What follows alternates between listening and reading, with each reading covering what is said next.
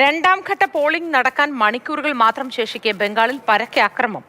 North 24 പർഗാനസിൽ ഉണ്ടായ Trinamool BJP സംഘർഷത്തിൽ 3 പേർക്ക് പരിക്കേറ്റു. പശ്ചിമ ബംഗാളിൽ ബോംബ് കണ്ടെത്തിയ സംഭവത്തിൽ അന്വേഷണം NIAക്ക് കേന്ദ്ര ആഭ്യന്തര മന്ത്രാലയം കൈമാറി.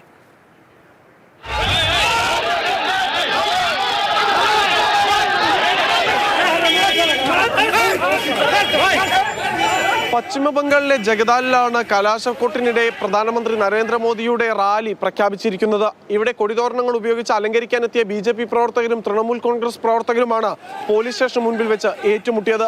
സംഘർഷത്തിൽ 3 പേർക്കാണ് പരിക്കേറ്റിട്ടുള്ളത്. ഇതിലൊരു CRPF ഉദ്യോഗസ്ഥനും ഉൾപ്പെടുന്നുണ്ട് എന്നതാണ് വിവരം. നോർത്ത് 24 പർഗാനസിൽ ഉൾപ്പെടെ വ്യാപകമായ അക്രമ സംഭവങ്ങൾ ഇന്നും ഇന്നലെയുമായി നടന്നുകൊണ്ടിരിക്കുകയാണ്.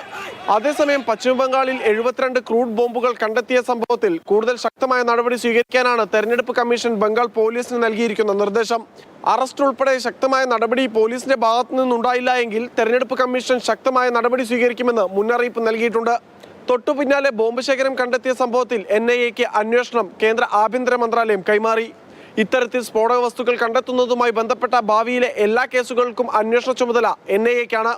പശ്ചിമ ബംഗാളിലെ വോട്ടെടുപ്പ് അട്ടിമറിക്കാൻ കേന്ദ്രസേനയെ BJP ദുരുപയോഗിക്കുന്നു എന്ന ആരോപണമാണ് ഇന്നും തൃണമൂൽ കോൺഗ്രസ് മുന്നോട്ട് വയ്ക്കുന്നത്. ഇന്ന് പരസ്യപ്രചാരണം അവസാനിച്ച് നാളെ നിശബ്ദ പ്രചാരണത്തിനൊടുവിൽ മറ്റന്നാളാണ് പശ്ചിമ ബംഗാൾ രണ്ടാം ഘട്ട പോളിംഗിനായി പോളിംഗ് ബൂത്തിലേക്ക് എത്തുന്നത്. ക്യാമറമാൻ വൈശാഖ് ജയപാലിനൊപ്പം വിഷ്ണു പ്രസാദ്, മാതൃഭൂമി ന്യൂസ്, ഡൽഹി.